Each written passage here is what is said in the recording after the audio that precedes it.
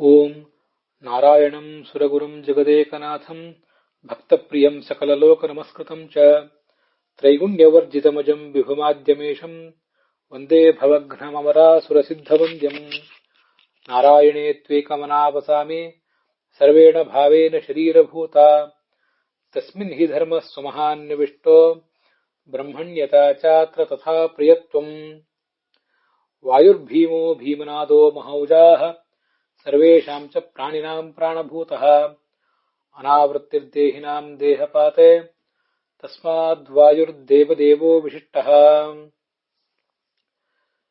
ನ ದೇವಾದಂಡಮಾದಾಯ ರಕ್ಷಂತಿ ಪಶುಪಾಲವತ್ ಯಂ ತು ರಕ್ಷಿತುಮಿಚ್ಛಂತಿ ಬುದ್ಧ್ಯಾ ಸಂಯೋಜಯಂತಿ ತಂ ಯಸ್ಮೈ ದೇವಾಃ ಪ್ರಯಚ್ಛಂತಿ ಪುರುಷಾಯ ಪರಾಭವಂ ಬುದ್ಧಿಂ ತಸ್ಯಾಪಕರ್ಷಂತಿ ಸೋವಾಚೀನಾನಿ ಪಶ್ಯತಿ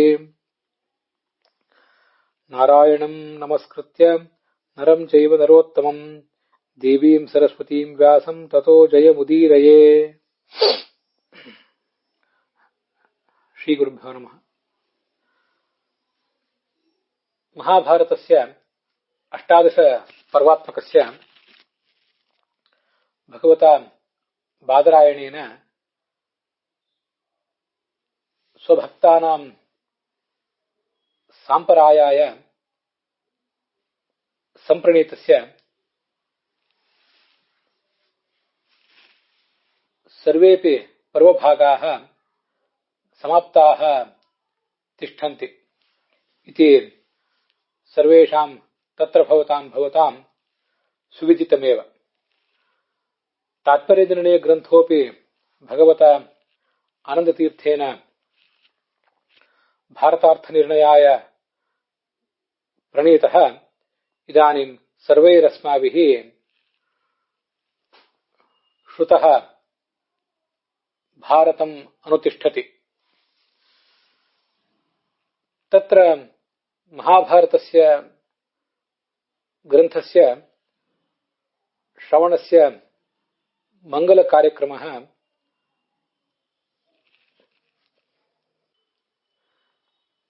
ಅತಃ ಪ್ರಾರಪ್ಸ್ಯತೆ.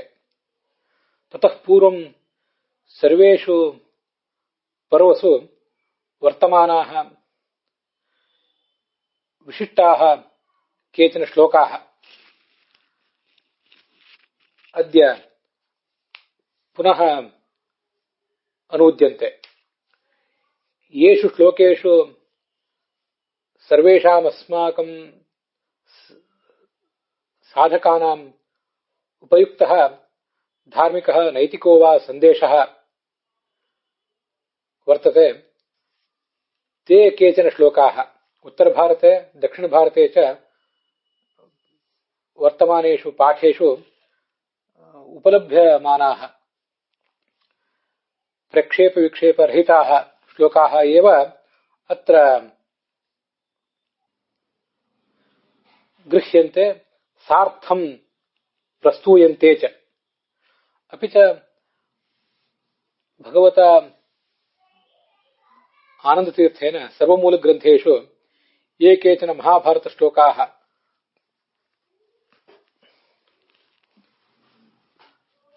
ತತ್ರ ತತ್ರ ವಿಷಯ ಸಮರ್ಥನಾಯ ಉದಾಹ್ರಿಯಂತ ತೇಪಿ ಅತ್ರ ಆಕಲ್ಯಂತೆ. ಅಥ ಅತ್ರ ವರ್ತತೆ ಪ್ರಥಮಸ್ಯ ಆದಿಪರ್ವಣಃ ಕಥಾಸಾರಃ. ಮಹಾಭಾರತದ ಪ್ರವಚನ ಕಾರ್ಯಕ್ರಮ ಮುಕ್ತಾಯ ಕಂಡಿದೆ, ತಾತ್ಪರ್ಯ ನಿರ್ಣಯವೂ ಕೂಡ ಮುಕ್ತಾಯ ಕಂಡಿದೆ. ನಾವೀಗ ಮಹಾಭಾರತದ ಪ್ರವಚನದ ಮಂಗಳದ ಕಾರ್ಯಕ್ರಮದ ಕಡೆಗೆ ಸಾಗಿದ್ದೀವಿ. ಹಿಂದೆಲ್ಲ ಪ್ರವಚನ ಮುಕ್ತಾಯ ಕಂಡಾಗ ಅದರ ಆಯಾ ಪರ್ವದ ಸಾರಾಂಶವನ್ನು ಕೂಡ ನೋಡಿಯೇ ಇದ್ದೀವಿ. ಮತ್ತೊಂದು ಬಾರಿ ಪ್ರವಚನದ ಈ ಆದಿಪರ್ವದ ಮತ್ತೆ ಇತರ ಪರ್ವಗಳ ಒಂದೊಂದು ಭಾಗದಲ್ಲಿ ಒಂದೊಂದು ಪರ್ವದ ಸಾರಾಂಶವನ್ನ ನೋಡೋಣ. ಸಾರಾಂಶವನ್ನು ನೋಡೋಣ ಅನ್ನೋದಕ್ಕಿಂತ ಹೆಚ್ಚಾಗಿ ನಮ್ಮ ಧಾರ್ಮಿಕ ಜೀವನ, ಲೌಕಿಕ ಜೀವನ ಮತ್ತೆ ಆಧ್ಯಾತ್ಮಿಕ ಜೀವನಕ್ಕೆ ಉಪಯುಕ್ತವಾದ ಸಂದೇಶವನ್ನು ಕೊಡುವಂತಹ ಭಾಗಗಳಲ್ಲಿ ಏನಿವೆ, ಶ್ಲೋಕಗಳಲ್ಲಿ ಏನಿವೆ ಅನ್ನೋದನ್ನು ನೋಡೋಣ. ಮತ್ತೆ ಯಾವ ಶ್ಲೋಕಗಳು ಉತ್ತರ ಭಾರತದ ಪಾಠದಲ್ಲೂ ದಕ್ಷಿಣ ಭಾರತದ ಪಾಠಗಳಲ್ಲೂ ಇವೆ. ನಿತ್ಯ ನಮಗೆ ಯಾವ ಕೆಲವು ಶ್ಲೋಕಗಳನ್ನು ಪಾರಾಯಣ ಮಾಡಿದರೂ ಕೂಡ ಪ್ರಕ್ಷೇಪ ವಿಕ್ಷೇಪ ರಹಿತವಾದ ಮಹಾಭಾರತದ ಪಾಠವನ್ನ, ಮಹಾಭಾರತದ ಶ್ಲೋಕಗಳನ್ನು ಪಠಿಸಿದಂತಾಗ್ತದೆ ಬ್ರಹ್ಮಯಜ್ಞದಲ್ಲಿ ಅಂತನ್ನುವುದನ್ನು ಕೂಡ ನಾವೀಗ ನೋಡೋಣ. ಅಂತ ಕೆಲವು ಶ್ಲೋಕಗಳನ್ನು ನಾನು ಇಲ್ಲಿ ಆಯ್ಕೆ ಮಾಡಿಕೊಂಡಿದ್ದೇನೆ. ಮತ್ತೆ ಆಚಾರ್ಯರು ಸರ್ವಮೂಲದಲ್ಲಿ ಅನೇಕ ಶ್ಲೋಕಗಳನ್ನು ಮಹಾಭಾರತದಿಂದ ಉದ್ಧರಿಸಿದ್ದಾರೆ. ಅಂಥ ಕೆಲವು ಶ್ಲೋಕಗಳನ್ನ, ಅದು ಆದಿಪರ್ವ, ಸಭಾಪರ್ವ, ವನ, ಉದ್ಯೋಗ, ಭೀಷ್ಮ ಇತ್ಯಾದಿ ಕಡೆಗಳಲ್ಲಿ ಕಂಡು ಬರ್ತವೆ. ಕೆಲವು ಪರ್ವಗಳಿಂದ ಆಚಾರ್ಯರು ಉದ್ಧರಿಸಲಿಕ್ಕಿಲ್ಲ. ಅಂತೂ ಆಚಾರ್ಯರು ಉದ್ಧರಿಸಿದ ಶ್ಲೋಕಗಳನ್ನು ಕೂಡ ನೋಡೋಣ. ಇದೀಗ ಆದಿಪರ್ವದ ಕಥಾ ಭಾಗ ನಾವು ನೋಡ್ತಿರ್ಬೇಕಾದದ್ದು. ನಾಸ್ತಿ ನಾರಾಯಣ ಸಮಂ ನ ಭೂತಂ ನ ಭವಿಷ್ಯತಿ ಏತೇನ ಸತ್ಯವಾಕ್ಯೇನ ಸರ್ವಾರ್ಥಾನ್ ಸಾಧಯಾಮ್ಯಹಂ ಅಂತ ಒಂದು ಶ್ಲೋಕ. ಇದು ಆಚಾರ್ಯರು ತಾತ್ಪರ್ಯ ನಿರ್ಣಯದಲ್ಲಿ 2ನೇ ಅಧ್ಯಾಯದ 69ನೇ ಶ್ಲೋಕ ರೂಪವಾಗಿ ಉದ್ಧರಿಸಿದ್ದಾರೆ. 68 ಆದರೂ ಇರಬಹುದು. ನಾರಾಯಣನಿಗೆ ಸಮನಾದಂತಹ ವ್ಯಕ್ತಿ ಹಿಂದೆ ಇರಲಿಲ್ಲ, ಈಗಲೂ ಇರೋದಿಲ್ಲ, ಮುಂದೆಯೂ ಇರುವುದಿಲ್ಲ. ಈ ವಾಕ್ಯದ ಸತ್ಯತ್ವವನ್ನ, ಈ ವಾಕ್ಯಕ್ಕೆ ಎಷ್ಟು ಮಹತ್ವ ಇದೆ ಅನ್ನುವುದನ್ನ ತೋರಿಸುವುದಕ್ಕಾಗಿಯೇ ಇಡೀ ಮಹಾಭಾರತದ ರಚನೆಯನ್ನ ನಾನು ಮಾಡಿದ್ದೇನೆ ಅಂತಾರೆ ವೇದವ್ಯಾಸರು. ನಾರಾಯಣನಿಗೆ ಸಮಾನವಾದದ್ದು ಯಾವುದೂ ಇಲ್ಲ ಅನ್ನುವುದು ಎಲ್ಲ ಶಾಸ್ತ್ರಗಳನ್ನು ಓದಿದಾಗ, ವೇದಾದಿ ಶಾಸ್ತ್ರಗಳನ್ನು ಓದಿದಾಗ, ಹಾಗೆ ಪುರಾಣಾದಿಗಳನ್ನು ಓದಿದಾಗಲೂ ಕೂಡ ನಮಗೆ ವೇದ್ಯ ಆಗುವಂತಹ ಅಂಶ.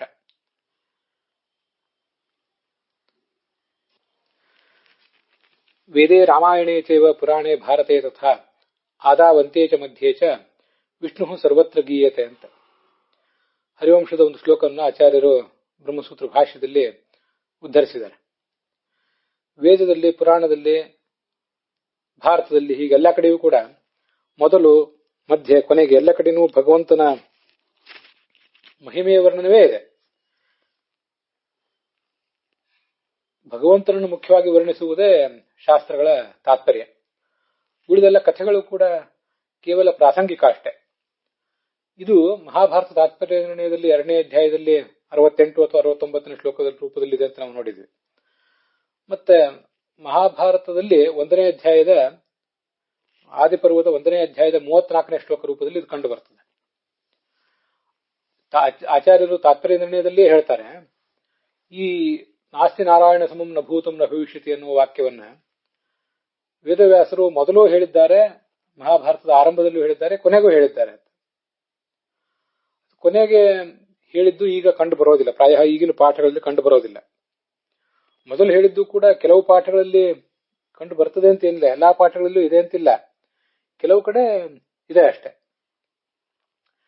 ಕೊನೆಗೂ ಅವರು ಹೇಳಿದ್ದನ್ನ, ಮಹಾಭಾರತದ ಕೊನೆಯಲ್ಲಿಯೂ ಅವರು ಇದನ್ನು ಹೇಳಿದ್ದಾರೆ, ಆದ್ರೆ ನಾವು ಅದನ್ನು ಕಳ್ಕೊಂಡಿದ್ದೇವೆ ಅಷ್ಟೇ.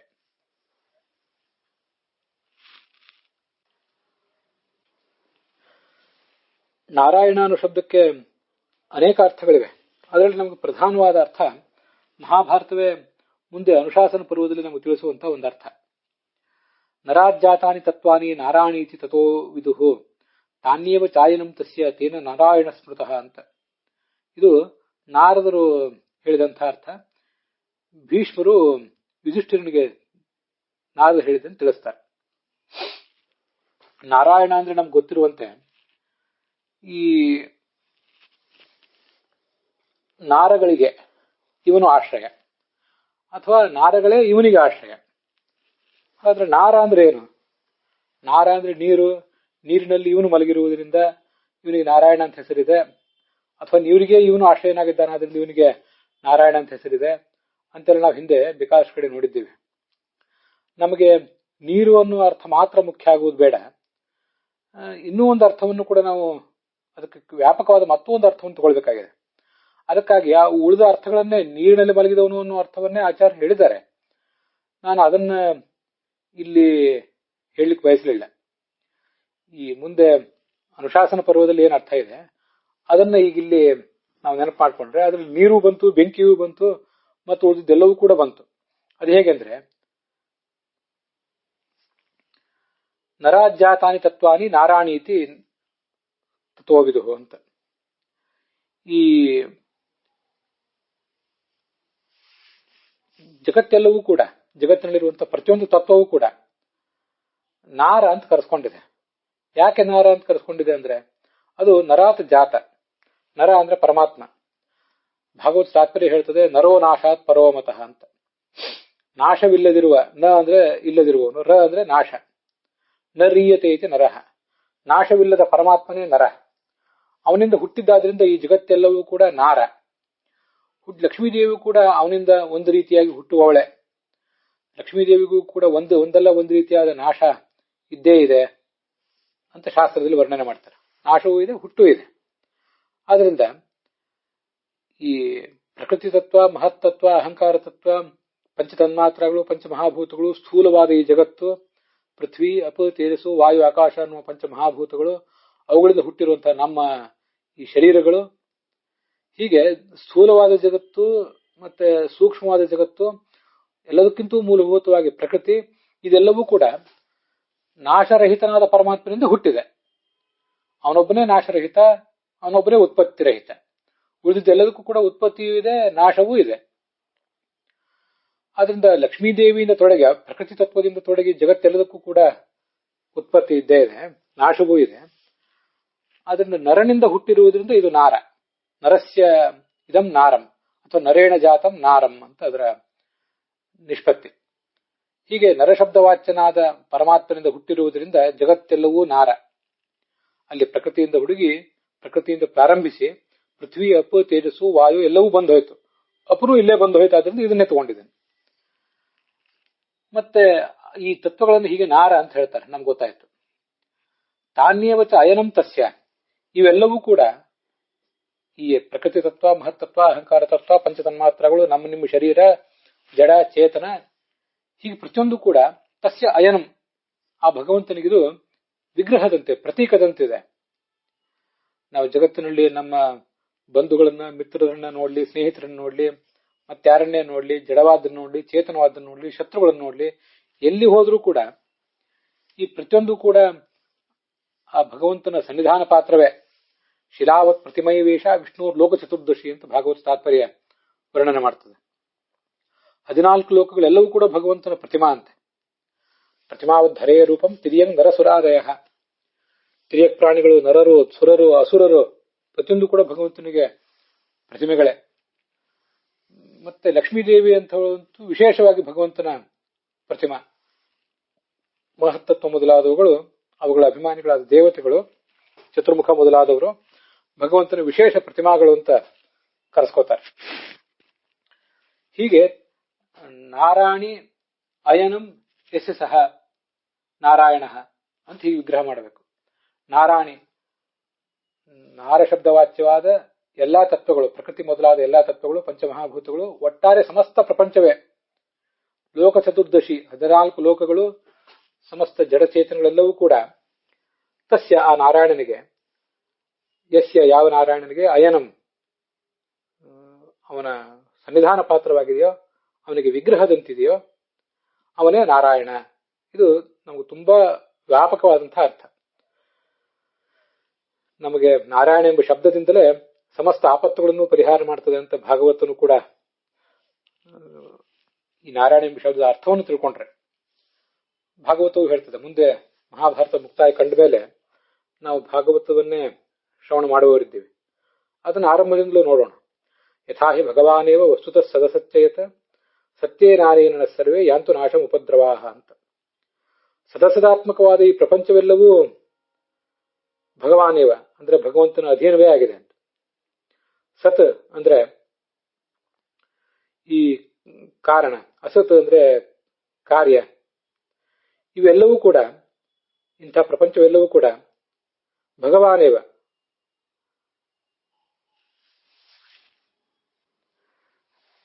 ಸತ್ಯೇನಾನೇನ ಸರ್ವೇ. ಇದೊಂದು ಸತ್ಯವನ್ನು ತಿಳಿದ ಮಾತ್ರದಿಂದ ನಮ್ಮ ಎಲ್ಲ ಉಪದ್ರವಗಳು, ನಮ್ಮ ಲೌಕಿಕ ಉಪದ್ರವಗಳು, ಆಧ್ಯಾತ್ಮಿಕ ಉಪದ್ರವಗಳು, ನಮ್ಮನ್ನ ಕಾಡ್ತಾ ಇರುವಂತಹ ಸಕಲ ಆಪತ್ತುಗಳು ಕೂಡ ಪರಿಹಾರ ಕಾಣಲಿ ಅಂತ ನಾರಾಯಣ ವರ್ಮ ವರ್ಣನೆ ಮಾಡ್ತದೆ. ಹೀಗೆ ಸಮಸ್ತ ಪ್ರಪಂಚವೂ ಕೂಡ ಅವನಿಗೆ ಅವನ ಅಧೀನ, ಅವನ ಪ್ರತೀಕ ಅನ್ನುವುದನ್ನು ತಿಳ್ಕೊಳ್ಬೇಕಾದದ್ದೇ ಅತ್ಯಂತ ದೊಡ್ಡ ಸತ್ಯ ಈ ಜಗತ್ತಿನಲ್ಲಿ. ಆ ಸತ್ಯವನ್ನು ನಮಗೆ ನಾರಾಯಣ ಎಂಬ ಶಬ್ದ ತಿಳಿಸ್ತದೆ. ಅದಕ್ಕಾಗಿ ನಾರಾಯಣಂ ಸುರಗುರುಂ ಜಗದೇಕನಾಥಂ ಅಂತ ಮಹಾಭಾರತದ ಮಂಗಳ ಶ್ಲೋಕ ಇದೆ. ಅದನ್ನು ಕೂಡ ನಾವು ಇವತ್ತು ಆರಂಭದಲ್ಲಿ ನೋಡಿದ್ದೀವಿ. ಅದರ ಅರ್ಥವನ್ನೆಲ್ಲ ಈಗ ಪ್ರತಿಯೊಂದನ್ನು ಹೇಳಿಕ್ಕೆ ನಾನು ತೊಡಗೋದಿಲ್ಲ. ಹಿಂದೆ ಎಲ್ಲ ನೋಡಿದ್ದೇವೆ. ನಾರಾಯಣಂ ನಮಸ್ಕೃತ್ಯ ನರಂ ಚೈವ ನರೋತ್ತಮ ಅನ್ನುವುದು ಮಂಗಳ ಶ್ಲೋಕ ಅಂತ ಈಗ ಅನೇಕ ಪಾಠಗಳಲ್ಲಿ ಕಂಡು ಬರ್ತದೆ. ವಸ್ತುತಃ ಅದು ಮಂಗಳ ಶ್ಲೋಕ ಅಲ್ಲ. ನಾರಾಯಣಂ ಸುರಗುರುಂ ಅನ್ನುವುದು ಮಂಗಳ ಶ್ಲೋಕ. ಮುಂದೆ ನಾರಾಯಣೇ ತ್ವೇಕಮನಾವಸಾಮಿ ಸರ್ವೇಣ ಭಾವೇನ ಶರೀರಭೂತ ಅಂತ ಒಂದು ಲಕ್ಷ್ಮೀದೇವಿಯ ಕುರಿತಾದಂತಹ ಶ್ಲೋಕವನ್ನು ಹೇಳಿದೆ. ನಾರಾಯಣ ಅವನು ಈ ಜಗತ್ತಿಗೆಲ್ಲ ಆಶ್ರಯನಾಗಿದ್ದಾನೆ. ಅಸುರ ದೈತ್ಯರು ಮೊದಲಾದರೂ ಎಲ್ಲರಿಂದಲೂ ಪೂಜಿತನಾಗಿದ್ದಾನೆ. ತ್ರೈಗುಣ್ಯ ವರ್ಜಿತ ಅವನು. ಅಂಥ ನಾರಾಯಣನನ್ನು ನಾನು ನಮಸ್ಕಾರ ಮಾಡ್ತೀನಿ ಅಂತ ಮೊದಲನೇ ಶ್ಲೋಕ ಹೇಳಿದೆ. ನಾರಾಯಣೇ ತ್ವೇಕಮನಾವಸಾಮಿ ಅಂತ ಲಕ್ಷ್ಮೀದೇವಿ ಹೇಳಿದ ಶ್ಲೋಕ ಇದೆಯಲ್ಲ, ಅದು ಮುಂದೆ ಶಾಂತಿ ಪರ್ವ, ಅನುಶಾಸನ ಪರ್ವಗಳಲ್ಲಿ ಬರುವಂತಹ ಶ್ಲೋಕ. ನಾನು ನಾರಾಯಣನಲ್ಲಿಯೇ ಏಕಮನಸ್ಕಳಾಗಿ ವಾಸ ಮಾಡಿದ್ದೇನೆ ಅಂತ ಹೇಳ್ತಾಳೆ ಅವಳು. ಅಲ್ಲಿಯೂ ಕೂಡ ನಾರಾಯಣನ ಶಬ್ದವೇ ಮೊದಲಿದೆ. ತಸ್ಮಿನ್ ಹಿ ಧರ್ಮ ಸುಮಹಾನ್ಯವಿಷ್ಟೋ, ಧರ್ಮವು ಪೂರ್ಣವಾಗಿ ಇರುವುದು ಅವನಲ್ಲೇ. ಧರ್ಮವನ್ನು ತಿಳಿದವನವನೇ. ಧರ್ಮವು ಧರ್ಮ ವಿದುತ್ತಮ ಅಂತ ಕರೆಸ್ಕೊಂಡವನವನು. ನನಗವನು ಅತ್ಯಂತ ಪ್ರಿಯ.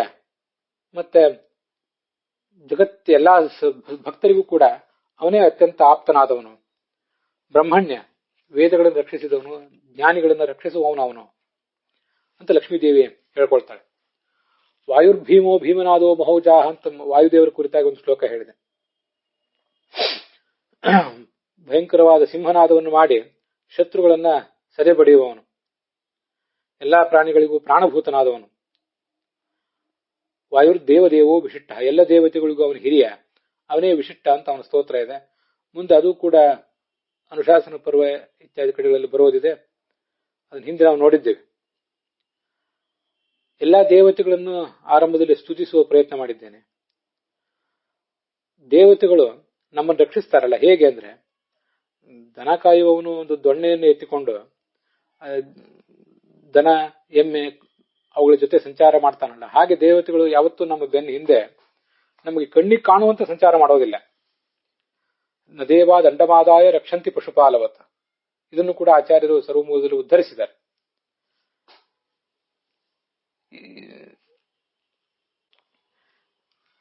ಎಂತು ರಕ್ಷಿತು ಮಿಚ್ಛಂತಿ ಬುದ್ಧ್ಯಾ ಸಂಯೋಜಯಂತಿ ತಂ, ಯಾರನ್ನು ರಕ್ಷಿಸಬೇಕು ಅಂತ ಬಯಸ್ತಾರೋ ಅವನೆದುರಿಗೆ ಅವರು ಕೈಯಲ್ಲೊಂದು ಶಸ್ತ್ರವನ್ನು ದಂಡವನ್ನು ಹಿಡ್ಕೊಂಡು ಪ್ರತ್ಯಕ್ಷರಾಗಿ ವ್ಯಕ್ತ ಆಗೋದಿಲ್ಲ.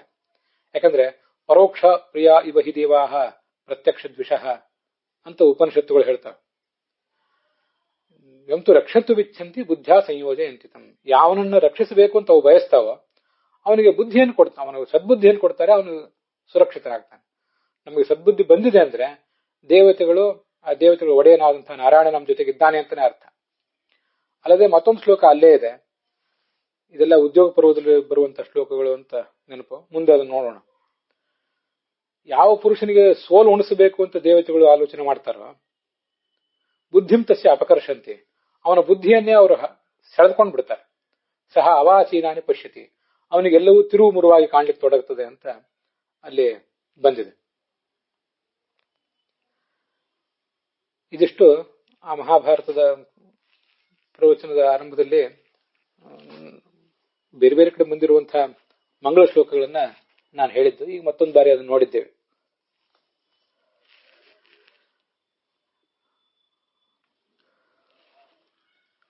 ಹತ್ತು ವರ್ಷ 3 ತಿಂಗಳ ಹಿಂದೆ ಮಹಾಭಾರತದ ಈ ಪ್ರವಚನ ಪ್ರಾರಂಭ ಕಂಡಿತ್ತು.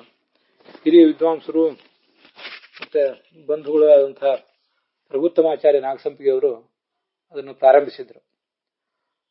ಧರ್ಮ ರೂಪದ ವೃಕ್ಷ ಯುಧಿಷ್ಠಿರ ಅನ್ನೋದೊಂದು ವೃಕ್ಷ. ಅದಕ್ಕೆ ಪಾಂಡವರು ರೆಂಬೆ ಕೊಂಬೆ ಮತ್ತೆ ಅದರ ಎಲೆಗಳಿದ್ದಂತೆ. ದುರ್ಯೋಧನ ಅನ್ನೋದು ಸಿಟ್ಟಿನ ವೃಕ್ಷ, ಅದರ ಕೊಂಬೆ ರೆಂಬೆಗಳು ದುಶಾಸನ ಶಕುನಿ ಮೊದಲಾದವರು ಅಂತೆಲ್ಲ ಅದನ್ನ ಅವರು ವರ್ಣನೆ ಮಾಡಿದ್ರು. ಅದಾದ್ಮೇಲೆ ಮಹಾಭಾರತದ ಪ್ರವಚನವನ್ನ ನಾವು ಎಲ್ಲರೂ ಸೇರಿ ಕೇಳಿದೆವು. ನಾನು ಹೇಳಿದೆ, ನೀವು ಕೇಳಿದ್ರಿ ಅಂತಲ್ಲ. ಎಲ್ಲರೂ ಸೇರಿ ಕೇಳಿದೆವು ಅಂತಾನೆ ಹೇಳುವುದೇ ಯೋಗ್ಯ.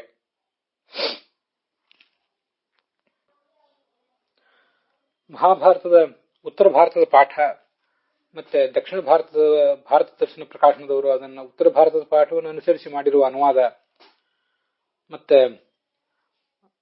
ಟಿ ಆರ್ ಕೃಷ್ಣಾಚಾರ್ಯರ ಪಾಠ, ವಾವಿಳ್ಯ ರಾಮಸ್ವಾಮಿ ಶಾಸ್ತ್ರಿಗಳ ಪಾಠ ಇವೆರಡೂ ದಕ್ಷಿಣ ಭಾರತದ್ದು. ವೈಷ್ಣವ ಪಾಠ ಅದು ಕೂಡ ದಕ್ಷಿಣ ಭಾರತದ್ದು. ಇದನ್ನೆಲ್ಲ ಇಲ್ಲಿ ಅವಲಂಬಿಸುವ ಪ್ರಯತ್ನ ಮಾಡಿದ್ದೇನೆ. ಮತ್ತೆ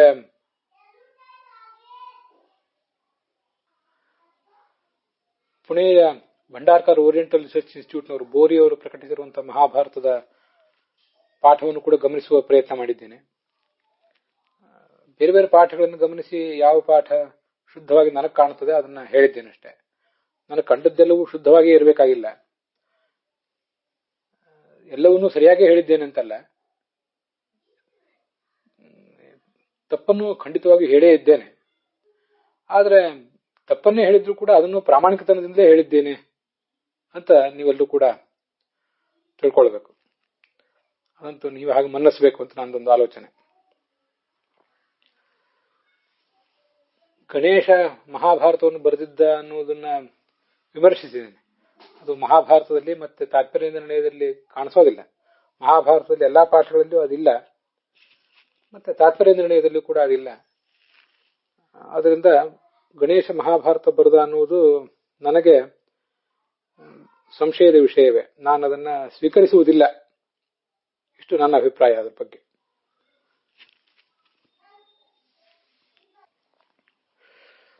ಮಹಾಭಾರತದ 18 ಪರ್ವಗಳಿಂದ ನಮಗೆ ಸಿಗುವಂತಹ ಸಂದೇಶ ಏನು ಅದನ್ನು ನೋಡಬೇಕು. ಅದರ ಉಪಪರ್ವಗಳಿಂದ ಸಿಗುವಂತಹ ಸಂದೇಶವನ್ನ ನಾನು ಇಲ್ಲಿ ಹೇಳಲಿಕ್ಕೆ ಹೋಗೋದಿಲ್ಲ. ಒಂದೊಂದು ಪರ್ವದಲ್ಲೂ ಕೂಡ ಅನೇಕ ಉಪಪರ್ವಗಳಿದ್ದದ್ದು ತಮಗೆಲ್ಲ ಗೊತ್ತಿದ್ದೇ ಇದೆ.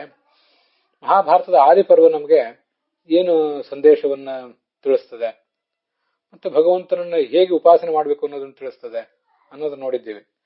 ಈಗ ಭಗವಂತ ಒಳಗೆ ಸನ್ನಿಹಿತನಾಗಿದ್ದಾನೆ. ಸಮಸ್ತ ಪ್ರಪಂಚವೂ ಕೂಡ ಜಡಚೇತನಾತ್ಮಕವಾದ ಸಮಸ್ತ ಪ್ರಪಂಚವೇ ಆತನಿಗೆ ಪ್ರತಿಮೆಯಂತಿದೆ ಅಂತನ್ನೋದನ್ನ ಆಚಾರ್ಯರೇ ತಾತ್ಪರ್ಯ ನಿರ್ಣಯದಲ್ಲಿ ಉದ್ಧರಿಸಿದ ಮಹಾಭಾರತದ ಶ್ಲೋಕದ ಮೂಲಕ ನೋಡಿದ್ದೇವೆ. ನಮಗೆ ತಾತ್ಪರ್ಯ ನಿರ್ಣಯದಲ್ಲಿ ಅನೇಕ ಮಹಾಭಾರತದ ಶ್ಲೋಕಗಳೇ ಉದ್ಧೃತ ಆಗಿರೋದು ಕಂಡು ಬರ್ತದೆ. ಮಹಾಭಾರತದಿಂದ ನಮಗೆ ಆದಿಪರ್ವದಲ್ಲಿ ಸಿಗುವಂತ ಸಂದೇಶ ಏನು?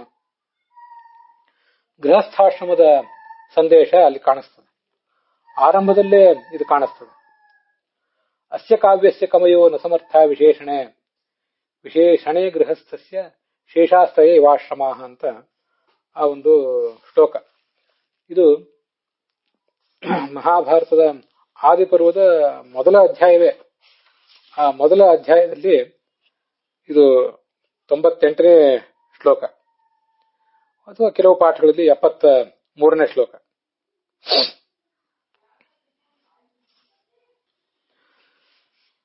ಇಂಥದೇ ಒಂದು ಶ್ಲೋಕ ಮಹಾಭಾರತದ ಆದಿಪರ್ವದ 2ನೇ ಅಧ್ಯಾಯದ 387 ಅಥವಾ 391ನೇ ಶ್ಲೋಕದ ರೂಪದಲ್ಲಿ ಕಾಣಿಸ್ತದೆ. ಅಸ್ಯ ಕಾವ್ಯಸ್ಯ ಕವಯೋ ನ ಸಮರ್ಥ ವಿಶೇಷಣೆ ಸಾಧೋರಿವ ಗೃಹಸ್ಥಸ್ಯ ಶೇಷಾಸ್ತಯೇ ಇವಾಶ್ರಮ ಅಂತ ಆ ಶ್ಲೋಕ. ಈ ಮಹಾಭಾರತದ ಮಹತ್ವ ಎಂಥದ್ದು ಅಂದ್ರೆ, ಇದನ್ನ ಅವಲಂಬಿಸಿಯೇ ಉಳಿದೆಲ್ಲ ಕವಿಗಳು ಕೂಡ ಏನನ್ನಾದ್ರೂ ರಚನೆ ಮಾಡಬೇಕು. ಯಾರಾದ್ರೂ ಏನಾದ್ರೂ ಪ್ರವಚನ ಮಾಡುವುದಿದ್ರೆ, ಯಾರಾದ್ರೂ ಏನಾದ್ರೂ ಆಲೋಚನೆ ಮಾಡುವುದಿದ್ರೆ ಎಲ್ಲದಕ್ಕೂ ಕೂಡ ಈ ಮಹಾಭಾರತವೇ ಆಶ್ರಯ. ಯಾವ ಕವಿಯೂ ಕೂಡ ಇದನ್ನ ಮೀರ್ಲಿಕ್ಕೆ ಸಾಧ್ಯ ಇಲ್ಲ. ಗೃಹಸ್ಥಾಶ್ರಮವನ್ನ ಉಳಿದ ಆಶ್ರಮಗಳು ಹೇಗೆ ಮೀರಲಾರವೋ ಹಾಗೆ ಗೃಹಸ್ಥಾಶ್ರಮಿಗಳು ದುಡಿದು ಸಂಪಾದನೆ ಮಾಡಿದ್ದು ಬ್ರಹ್ಮಚಾರಿಗಳಿಗೆ, ವಾನಪ್ರಸ್ಥರಿಗೆ ಮತ್ತು ಸನ್ಯಾಸಿಗಳಿಗೆ ಅವರ ಜೀವನಕ್ಕೆ ಸಹಾಯಕ ಆಗ್ತದೆ. ಯಾಕೆಂದ್ರೆ ಅವರಿಗೆ ಸ್ವಯಂ ದುಡಿಮೆ ಇಲ್ಲ. ದುಡಿಮೆ ಸಂಪತ್ತಿನ ಉತ್ಪತ್ತಿ ಸಾಧ್ಯ ಆಗುವುದು ಗೃಹಸ್ಥರಿಗೆ. ಹೀಗೆ ಗೃಹಸ್ಥಾಶ್ರಮ ಅಂತನ್ನುವುದು ಉಳಿದ ಎಲ್ರಿಗೂ ಕೂಡ ಹೇಗೆ ಆಶ್ರಯಭೂತವೋ ಹಾಗೆ ಮಹಾಭಾರತ ಅಂತನ್ನುವುದು ಉಳಿದವರೆಲ್ಲರಿಗೂ ಕೂಡ ಆಶ್ರಯಭೂತ ಅಂತ ಗೃಹಸ್ಥಾಶ್ರಮದ ವೈಭವವನ್ನ ಮಹಾಭಾರತದ ಆದಿಪರ್ವದಲ್ಲೇ ವರ್ಣನೆ ಮಾಡಿದ್ದಾರೆ. ಸಾಧೋರಿವ ಗೃಹಸ್ಥಸ್ಯ ಅಂತ 2ನೇ ಅಧ್ಯಾಯದಲ್ಲಿ ಬರೋದು. ಗೃಹಸ್ಥಾಶ್ರಮ ಅಂತ ಅನ್ನೋದು ಸಾಧು ಇದು. ಅದೇನೋ ಕೇವಲ ಭೋಗಕ್ಕಾಗಿರುವಂತಹ ಆಶ್ರಮ ಅಲ್ಲ, ಅದು ಸಾಧುವಾದ ಆಶ್ರಮ. ಅವನು ಮನೆಯಲ್ಲೇ ಒಬ್ಬ ಸಾಧುವಿನಂತೆ, ಸತ್ಪುರುಷನಂತೆ ಬದುಕಬೇಕು, ಮುನಿಯಂತೆ ಬದುಕಬೇಕು. ಎಲ್ಲಾ ತರದ ಸುಖ ಭೋಗಗಳನ್ನೆಲ್ಲ ಅನುಭವಿಸಿಯೂ ಕೂಡ ಸಾಧುವಾಗಿ ಬದುಕಬೇಕು, ಅಸಾಧುವಾಗಿ ಬದುಕಬಾರದು ಅಂತ ಅನ್ನೋದನ್ನು ಅದು ತೋರಿಸ್ತದೆ. ಅಸಾಧುವಾಗಿ ಬದುಕಲಿಕ್ಕೆ ಹೋದಾಗ ಏನಾಗ್ತದೆ ಅಂತ ಅನ್ನೋದನ್ನು ಕೂಡ ಅದು ತೋರಿಸಿದೆ. ಯಯಾತಿಯ ಕಥೆಯನ್ನು ಅದು ತೋರಿಸಿದೆ. ಯಯಾತಿ ನಾನಾ ತರದ ಭೋಗಗಳನ್ನು ಅನುಭವಿಸಿದ್ರೂ ಕೂಡ ತೃಪ್ತನಾಗಲಿಲ್ಲ ಅಂತ ಅನ್ನೋದು ಮಹಾಭಾರತದಲ್ಲೇ ಬಂದಿದೆ. ನಾವು ಅದನ್ನ ಭಾಗವತದಲ್ಲಿ ಬಂದಂತೆ ಮತ್ತು ಮಹಾಭಾರತದಲ್ಲಿ ಬಂದಂತೆ ಹಿಂದೆ ನೋಡಿದ್ದೇವೆ. ಯತ್ ಪೃಥಿವ್ಯಾಂ ವ್ರೀಹಿ ಯವಾಹ ಹಿರಣ್ಯಂ ಪಶವಸ್ತ್ರಿಯ ಏಕಸ್ಯಾಪಿ ನ ಪರ್ಯಾಪ್ತಂ ತಸ್ಮಾತ್ ತೃಷ್ಣಾಂ ಪರಿತ್ಯಜೇತ್ ಅಂತ. ಈ ಸಮಸ್ತ ಪ್ರಪಂಚದಲ್ಲಿರುವಂತಹ ಎಲ್ಲಾ ಸಂಪತ್ತನ್ನು ಒಟ್ಟುಗೂಡಿಸಿದ್ರೂ ಅದು ಒಬ್ಬನಿಗೂ ಸಾಕಾಗೋದಿಲ್ಲ. ಧಾನ್ಯ ರೂಪವಾದ ಸಂಪತ್ತು, ಬಂಗಾರ, ಪಶು ಸಂಪತ್ತು ಮತ್ತೆ ಸ್ತ್ರೀ ಸಂಪತ್ತು ಎಲ್ಲವನ್ನೂ ಒಬ್ಬನಿಗೆ ಕೊಟ್ಟು ನೀನು ಇದರಿಂದ ಸಮಾಧಾನ ಪಡು ಅಂತ ಹೇಳಿದ್ರು ಏಕಸ್ಯಾಪಿ ನ ಪರ್ಯಾಪ್ತಂ, ಒಬ್ಬನಿಗೂ ಇದು ಸಾಕಾಗೋದಿಲ್ಲ. ತಸ್ಮಾತ್ ತೃಷ್ಣಾಂ ಪರಿತ್ಯಜೇತ್, ಆದ್ರಿಂದ ದುರಾಸೆಯನ್ನು ಮನುಷ್ಯ ಬಿಡಬೇಕು. ಈ ಪೃಥ್ವಿ ನಮ್ಮ ಆಸೆಯನ್ನು ತಣಿಸಿತ್ತು, ಪ್ರತಿಯೊಬ್ಬರಿಗೂ ಆಸೆ ಇರ್ತದೆ, ಆದ್ರೆ ದುರಾಸೆಯನ್ನು ತಣಿಸ್ಲಿಕ್ಕೆ ಅದಕ್ಕೆ ಸಾಧ್ಯ ಇಲ್ಲ ಅಂತ ಒಂದು ಗಾದೆ ಮಾತನ್ನು ನಾವು ನೀವೆಲ್ಲ ಕೇಳಿರ್ತೇವೆ. ಆಸೆ ಇರಲಿ ಮನುಷ್ಯನಿಗೆ, ಆದ್ರೆ ದುರಾಸೆ ಬೇಡ ಅನ್ನೋದನ್ನ ಅದು ಹೇಳ್ತದೆ. ನಜಾತು ಕಾಮಃ ಕಾಮಾನಾಂ ಉಪಭೋಗೇನ ಶಾಮ್ಯತಿ ಹವಿಷಾ ಕೃಷ್ಣವರ್ತ್ಮೇವ ಭೂಯೋ ಭೂಯೋಭಿವರ್ಧತೆ ಅಂತ ಯಯಾತಿ ಹೇಳಿದ ಮತ್ತೊಂದು ಮಾತು. ಮನುಷ್ಯನಿಗೆ ಏನೊಂದು ಕಾಮ ಇರ್ತದಲ್ಲ, ಅದು ಲೈಂಗಿಕ ಕಾಮ ಇರಬಹುದು, ಅಂದ್ರೆ ಸ್ತ್ರೀಯರಿಗೆ ಪುರುಷರನ್ನು ಕುರಿತು, ಪುರುಷರಿಗೆ ಸ್ತ್ರೀಯರನ್ನು ಕುರಿತು ಇರಬೇಕಾದ ಕಾಮ, ಅಥವಾ ಏನನ್ನಾದ್ರೂ ಪಡೆಯಬೇಕು, ಸಂಪತ್ತಿನ ಕಾಮ ಇತ್ಯಾದಿಗಳೇನಿವೆಯಲ್ಲ. ಈ ಕಾಮವನ್ನ ತಣಿಸುವುದು ಹೇಗೆ? ಉಪಭೋಗೇನ ನಶಾಮ್ಯತೆ, ಅದನ್ನು ಮತ್ತಷ್ಟು ಉಪಭೋಗಿಸ್ತಾನೆ ಹೋದ್ರೆ, ಮತ್ತಷ್ಟು ಅದಕ್ಕೆ ಭೋಗ ಪದಾರ್ಥಗಳನ್ನು ಪೂರೈಸುವುದು, ನಾವು ಉಪಭೋಗಿಸ್ತಾನೆ ಹೋದ್ರೆ ಆ ಉಪಭೋಗದಿಂದ ಅದು ತಣಿಯುವುದೇ ಇಲ್ಲ. ಬೆಂಕಿಗೆ ತುಪ್ಪವನ್ನು ಹಾಕಿದಷ್ಟು ಮತ್ತದು ಹೇಗೆ ಧಗಧಗನೆ ಉರಿತದ, ಹಾಗೆ ನಮ್ಮ ಈ ಕಾಮ ಉರಿತಾನೆ ಹೋಗ್ತದೆ. ಇದು ಸ್ತ್ರೀ ಕಾಮ, ಪುರುಷ ಕಾಮ ಇರಬಹುದು, ಅಥವಾ ಯಾವುದೇ ವಸ್ತುವಿನ ಬಗ್ಗೆ ನಮಗಿರುವಂತಹ ದುರಾಸೆ ಇರಬಹುದು. ಆದ್ರಿಂದ ತೃಷ್ಣಾಂ ಪರಿತ್ಯಜೇತ್, ದುರಾಸೆಯನ್ನು ದೂರ ಇಡುವುದೇ ಮಾರ್ಗ ಈ ಆಸೆಯನ್ನು ಗೆಲ್ಲಲಿಕ್ಕೆ ಅಂತ. ಪೂರೈಕೆಯನ್ನ ತಡೆಗಟ್ಟುವುದೇ ದೊಡ್ಡ ಮಾರ್ಗ ಅಂತ ಅಲ್ಲಿ ವರ್ಣಿಸ್ತಾರೆ. ಗೃಹಸ್ಥಾಶ್ರಮ ಸಾಧು ಆಶ್ರಮ ಇದು, ಬಹಳ ಶ್ರೇಷ್ಠವಾದ. ಮನುಷ್ಯ ಸಂತನಂತೆ ಬದುಕಬೇಕಾದದ್ದು. ಪತ್ನಿಯ ಜೊತೆಗೇನೆ ಋಷಿಮುನಿಗಳೆಲ್ಲ, ವಸಿಷ್ಠಾದಿಗಳೆಲ್ಲ ಸಂತರಂತೆಯೇ ಬದುಕಿದ್ರು. ಅದರಂತೆ ಅವರ ಆ ಋಷಿಮುನಿಗಳ ಪರಂಪರೆಯಲ್ಲಿ ಬಂದಿರುವಂತಹ ನಾವು ಕೂಡ ಸಂತರಂತೆ, ಸಾಧುಗಳಂತೆ ಬದುಕಬೇಕು ಅನ್ನೋದನ್ನ ಸಾಧುವರಿವ ಗೃಹಸ್ಥಸ್ಯ ಅನ್ನೋ ಶಬ್ದ ತಿಳಿಸ್ತದೆ. ಅಸಾಧುವಾಗಿ ಬದುಕಿದ್ರೆ ಅದು ಮನುಷ್ಯನಿಗೆ ಎಂದು ತೃಪ್ತಿ ಕೊಡೋದಿಲ್ಲ ಅನ್ನೋದನ್ನು ಯಯಾತಿ ಮೊದಲಾದ ಕಥೆಗಳ ಮೂಲಕ ತಿಳಿಸ್ತದೆ. ಮಹಾಭಾರತದ ಆದಿಪರ್ವದಲ್ಲೇ ಚವನನ ಕಥಾ ಬಂದಿದೆ, ಚವನನ ಗೃಹಸ್ಥಾಶ್ರಮದ ಬಗ್ಗೆ ಬಂದಿದೆ. ಜರತ್ಕಾರು ಅಂತ ಒಬ್ಬ ಋಷಿ, ಅವನಿಗೆ ಜರತ್ಕಾರು ಅನ್ನುವ ಹೆಂಡತಿಯೇ ಒಬ್ಬಳು ಸಿಕ್ಕಿದ್ದು. ಅದಕ್ಕಿಂತ ಮುಂಚೆ ಆತ ಬ್ರಹ್ಮಚಾರಿಯಾಗಿದ್ದ ಆತನ ಪಿತೃಗಳು ಗೃಹಸ್ಥಾಶ್ರಮವನ್ನ ಪ್ರವೇಶಿಸುವಂತ ಪ್ರೇರಿಸಿದ್ದು ಎಲ್ಲ ಅಲ್ಲಿ ಬಂದಿದೆ. ಅವನಿಂದಲೇ ಆಸ್ತಿಕ ಹುಟ್ಟಿದ್ದು. ಯಾವ ನಾಮವನ್ನು ನೆನೆದ್ರೆ ಸರ್ಪಗಳ ಭಯ ಇರೋದಿಲ್ವಾ ಅಂತ ಆಸ್ತಿಕ ಹುಟ್ಟಿದ್ದು ಆ ಜರತ್ಕಾರುವಿನಿಂದಲೇ. ಗೃಹಸ್ಥಾಶ್ರಮದಲ್ಲಿ ಅನೇಕ ಸಾಧನೆಗಳನ್ನು ಮಾಡ್ಲಿಕ್ಕೆ ಮನುಷ್ಯನಿಗೆ ಸಾಧ್ಯ ಆಗ್ತದೆ, ಋಣಗಳನ್ನು ತೀರಿಸಲಿಕ್ಕೆ ಸಾಧ್ಯ ಆಗ್ತದೆ. ಆ ಋಣಗಳನ್ನೆಲ್ಲ ತೀರಿಸಬೇಕು ಮನುಷ್ಯ ಅಂತ ಅಲ್ಲೆಲ್ಲ ವರ್ಣನೆ ಬಂದಿದೆ. ಮುಂದೆ ಇದು ಪಾಂಡು ಮತ್ತೆ ಕುಂತಿ ಅವರ ನಡುವಿನ ಸಂವಾದದಲ್ಲಿಯೂ ಬಂದಿದೆ. 5 ತರದ ಯಜ್ಞಗಳನ್ನು ಗೃಹಸ್ಥನಾದವನು ಮಾಡ್ತಾ ಇರ್ತಾನೆ ಅನ್ನುವುದೆಲ್ಲ ಅಲ್ಲಿ ಬಂದಿದೆ. ದುಷ್ಯಂತ ಶಕುಂತಲೆ ಇವರ ಸಂವಾದದಲ್ಲೂ ಕೂಡ ಪತ್ನಿಯ ಸ್ಥಾನ, ಪತಿಯ ಸ್ಥಾನ, ಪುತ್ರನ ಸ್ಥಾನ, ಪುತ್ರೋತ್ಪತ್ತಿ ಅಂತ ಅನ್ನೋದು ಜೀವನದಲ್ಲಿ ಎಷ್ಟು ಮಹತ್ವದ ಸಂಗತಿ ಅಂತ ಅನ್ನೋದನ್ನೆಲ್ಲ ತುಂಬಾ ಹೃದಯಂಗಮವಾಗಿ ವರ್ಣನೆ ಮಾಡಿದ್ದಾರೆ.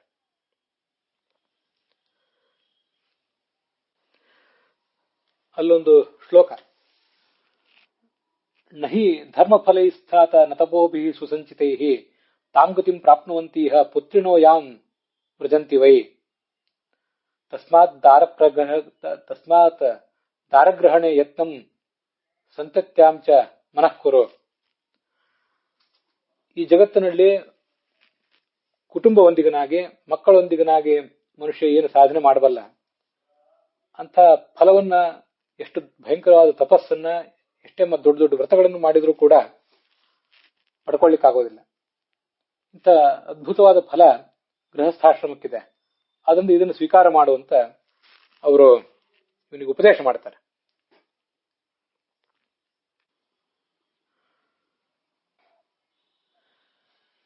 ಪಾಂಡು ಮಹಾರಾಜನಿಗೆ ಇನ್ನೂ ಮಕ್ಕಳು ಆಗುವುದಕ್ಕಿಂತ ಮುಂಚೆ ಋಷಿಗಳು ಆ ಪಾಂಡು ಮಹಾರಾಜನಿಗೆ ಸಂತಾನೋತ್ಪಾದನೆಗಾಗಿ ಪ್ರಯತ್ನ ಮಾಡುವಂತೆ ಹೇಳುವ ಒಂದು ಭಾಗ. ಋಣೈಶ್ಚತುರ್ಭಿ ಸಂಯುಕ್ತಾ ಜಾಯಂತೆ ಮಾನವಾಹ ಭುವಿ ಪಿತೃದೇವ ಋಷಿ ಮನುಜೈ ದೇಯಂ ತೇಭ್ಯಶ್ಚ ಧರ್ಮತಃ. 4 ಋಣಗಳನ್ನ ಇಟ್ಕೊಂಡೇ ಮನುಷ್ಯ ಹುಟ್ಟುತ್ತಾನೆ. ಪಿತೃಋಣ, ದೇವಋಣ, ಋಷಿ ಋಣ ಮತ್ತೆ ಮನುಷ್ಯ ಋಣ ಅಂತ. ಈ ಋಣವನ್ನು ಮನುಷ್ಯ ತೀರಿಸಬೇಕು.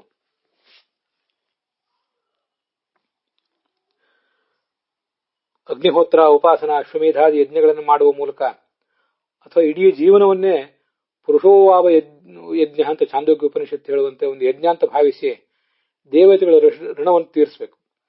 ಸ್ವಾಧ್ಯಾಯ ಮಾಡಿ, ತಪಸ್ಸನ್ನು ಮಾಡಿ, ಮುನಿಗಳ ಋಷಿಗಳನ್ನು ಋಣವನ್ನು ತೀರಿಸಬೇಕು.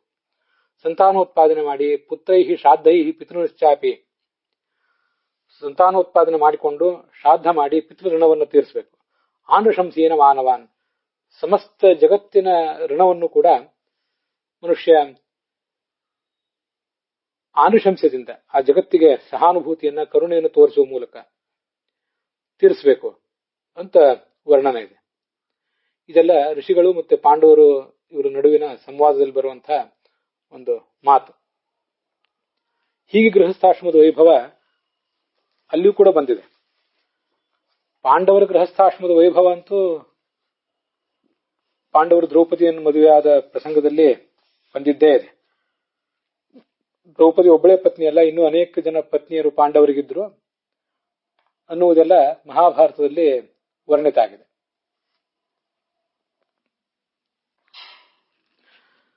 ಈ ಮಹಾಭಾರತ ಅನ್ನುವುದನ್ನ ದೊಡ್ಡ ವೃಕ್ಷ ಅಂತ ವರ್ಣನೆ ಮಾಡಿದ್ದಾರೆ.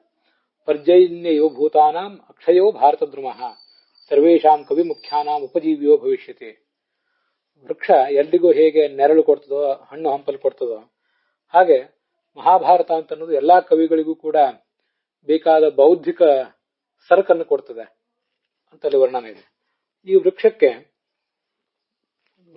ಕಾಂಡ, ಎಲೆ, ಹಣ್ಣು ಹಂಪಲು ಯಾವುದು, ಅದನ್ನ ಮಹಾಭಾರತದ ಆದಿಪರ್ವವೇ 1ನೇ ಅಧ್ಯಾಯದಲ್ಲಿ ವರ್ಣನೆ ಮಾಡಿದೆ.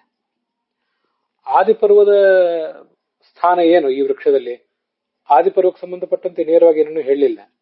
ಆದ್ರೆ ಆದಿಪರ್ವದ ಉಪಪರ್ವಗಳು, ಸಂಗ್ರಹಾಧ್ಯಾಯ ಬೀಜೋವೈ ಪೌಲೋ ಮಾಸ್ತಿಕ ಮೂಲವಾನ್ ಸಂಭವ ಸ್ಕಂಧ ವಿಸ್ತಾರ ಅಂತ ಹೀಗೆ ವರ್ಣನೆ ಬಂದಿದೆ.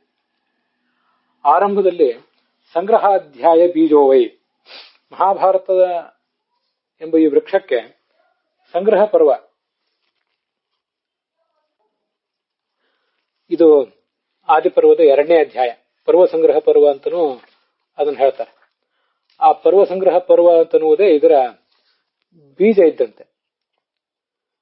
ಈ ವೃಕ್ಷ, ಮಹಾಭಾರತವೆಂಬ ವೃಕ್ಷ ದೊಡ್ಡದಾಗಿ ಹೆಮ್ಮರವಾಗಿ ಬೆಳೆದದ್ದು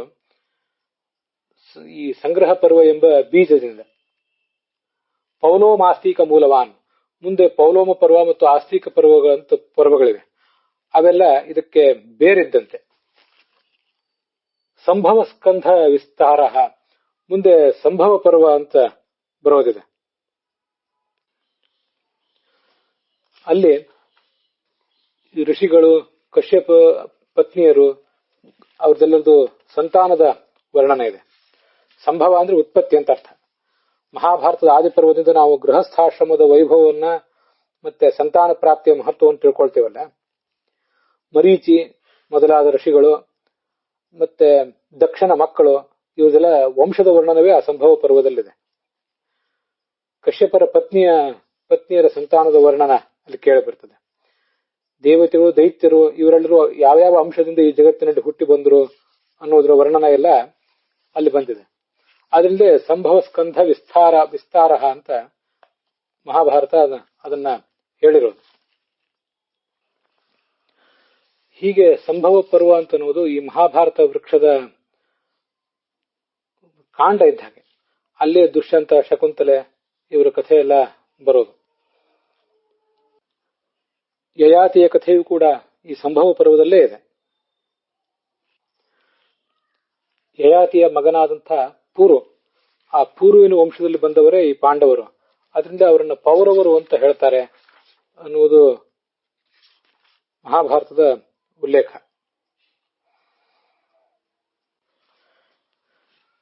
ಮಹಾಭಾರತವೆಂಬ ವೃಕ್ಷದ ಒಂದು ವರ್ಣನದಲ್ಲಿ ಆದಿಪರ್ವದ ಸ್ಥಾನ ಏನು ಅಂತ ಅನ್ನೋದನ್ನ ನಾವು ನೋಡಿದ್ವಿ. ಆದಿಪರ್ವ ಅನ್ನೋದು ಸಾಮಾನ್ಯವಾಗಿ ಅದರ ಒಂದು ಕಾಂಡ, ಬೀಜ ಮತ್ತೆ ಅದರ ಬೇರು, ಕಾಂಡ ಇದೆಲ್ಲವೂ ಕೂಡ ಆದಿಪರ್ವ ಅಂತ ನಾವು ಭಾವಿಸಬಹುದು. ಅಲ್ಲಿ ಅನೇಕ ಶ್ಲೋಕಗಳನ್ನ ನಾವೇನ್ ನೋಡ್ತೀವಿ ಅದನ್ನ ಆಚಾರ್ಯರು ಸರ್ವಮೂಲದಲ್ಲಿ ಉದ್ಧರಿಸಿದ್ದಾರೆ. ಅಸತ್ಯ ಸತ್ಯಯೋ ಯದ್ವಿಶ್ವಂ ಸದಸತಃ ಪರಂ. ಸದಸದಾತ್ಮಕವಾದ ವಿಶ್ವವೆಲ್ಲವೂ ಕೂಡ ಪರಮಾತ್ಮನೇ ಸೃಷ್ಟಿಸಿದಂತಹದಾಗಿದೆ ಅಂತ ಗೀತಾ ಭಾಷ್ಯದಲ್ಲಿ ಆಚಾರ್ಯರು ಇದನ್ನು ಉದ್ಧರಿಸಿದ್ದಾರೆ. ಇದು 1ನೇ ಅಧ್ಯಾಯದ ಆದಿಪರ್ವದ 1ನೇ ಅಧ್ಯಾಯದಲ್ಲೇ ಬಂದಿದೆ. ಕೆಲವು ಕಡೆ ಸರಿಯಾಗಿದೆ, ಕೆಲವು ಕಡೆ ತಪ್ಪಾಗಿದೆ. ಬೃಹದಂಡಂ ಅಭೂದೇಕಂ, ಮಹತ್ತಾದ ಬ್ರಹ್ಮಾಂಡವೊಂದನ್ನು ಈ ಪರಮಾತ್ಮ ಸೃಷ್ಟಿ ಮಾಡಿದ ಅಂತ ಭಾಗವತ ತಾತ್ಪರ್ಯದಲ್ಲಿ ಆಚಾರ್ಯರನ್ನು ಉದ್ಧರಿಸಿದ್ದಾರೆ.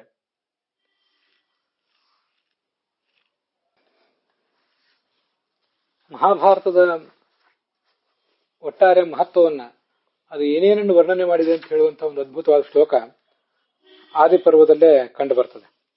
ಮನ್ವಾದ ಕೇಚಿತ್ ಬ್ರುವತೆ ಹ್ಯಾಸ್ತೀಕಾಜಿ ತಥಾಪರೆ ತಥೋಪರಿಚರಾದ್ಯನ್ಯೇ ಭಾರತಂ ಪರಿಚಕ್ಷತೆ ಅಂತ ತಾತ್ಪರ್ಯ ನಿರ್ಣಯದಲ್ಲಿ ಆಚಾರ್ಯರು ಅದನ್ನ ಉದ್ಧರಿಸಿದ್ದಾರೆ. ಮಹಾಭಾರತಕ್ಕೆ ಅರ್ಥ 3 ಬಗೆಯಾಗಿದೆ. ಅದನ್ನ ಹೇಗೆ ಅರ್ಥ ಮಾಡಬೇಕು ಅದನ್ನ ವ್ಯಾಸರೇ ತಿಳಿಸಿದ್ದಾರೆ. ಒಂದು ಮನ್ವಾದಿ, ಒಂದು ಆಸ್ತಿಕಾದಿ, ಮತ್ತೊಂದು ಉಪರಿಚರಾದಿ ಅಂತ. ಅದನ್ನ ತಾತ್ಪರ್ಯ ನಿರ್ಣಯದಲ್ಲಿ ಆಚಾರ್ಯರು ವಿವರಿಸ್ತಾರೆ. ಮನ್ವಾದಿ ಅಂದ್ರೆ ಏನು, ಆಸ್ತಿಕಾದಿ ಅಂದ್ರೆ ಏನು ಅಂತ ಹೀಗೆಲ್ಲ. ಧರ್ಮ, ಭಕ್ತಿ ಮೊದಲಾದ 10 ಗುಣಗಳು, ಶ್ರವಣ, ಮನನ, ಧ್ಯಾನ ಮೊದಲಾದ ಸಾಕ್ಷಾತ್ಕಾರ ಸಾಧನೆಗಳು, ಶೀಲ ವಿನಯಗಳು, ವೇದ ಶಾಸ್ತ್ರದ ಮಹತ್ವ ಇತ್ಯಾದಿಗಳನ್ನು ಎಲ್ಲಿ ಪ್ರತಿಪಾದನೆ ಮಾಡ್ತಾರಲ್ಲ ಆ ಭಾಗವೆಲ್ಲ ಮನು ಪ್ರತಿಪಾದಕ ಅಂತ ಶಾಸ್ತ್ರದಲ್ಲಿ ವರ್ಣನೆ ಮಾಡ್ತಾರೆ.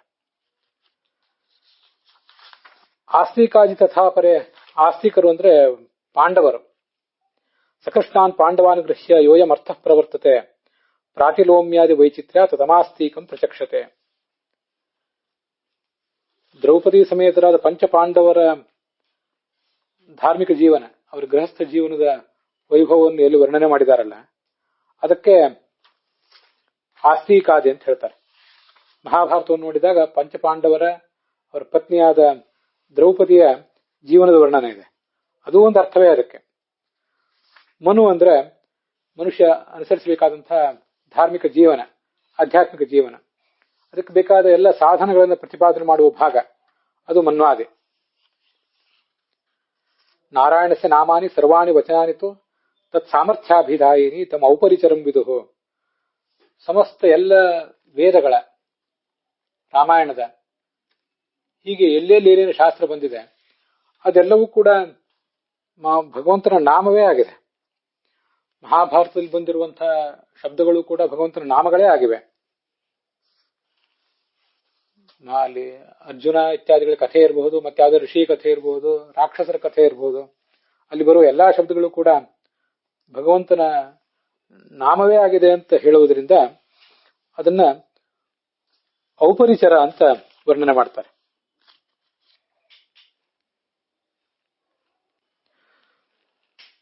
ಉಪರಿ ಅಂದ್ರೆ ಎಲ್ಲರಿಗಿಂತ ಮೇಲೆ, ತಾರತಮ್ಯ ಕಕ್ಷಾದಲ್ಲಿ ಅತ್ಯಂತ ಉನ್ನತ ಸ್ಥಾನದಲ್ಲಿರುವವನು. ಸಾಕಾಷ್ಠ ಸಾ ಪರಾಗತಿ ಅಂತ ಉಪನಿಷತ್ನಲ್ಲಿ ವರ್ಣಿತನಾದವನು. ಅವನೇ ಉಪರಿ, ನಮ್ಮೆಲ್ಲಕ್ಕಿಂತ ಮೇಲೆ ಉಪರಿ ಚರ ಇರುವಂತವನು ಭಗವಂತ. ಅವನ ಕುರಿತಾದ ವರ್ಣನೆ ಇದ್ದರೆ ಅದೆಲ್ಲವೂ ಮಹಾಭಾರತ ಆ ದೃಷ್ಟಿಯಿಂದ ಔಪರಿಚರ ಅಂತ ಕರೆಸ್ಕೋತದೆ. ಉಪರಿಚರ ವಸುವಿನ ಕಥೆ ಹೇಳ್ತದೆ ಅಂತ ಅರ್ಥ ಅಲ್ಲ.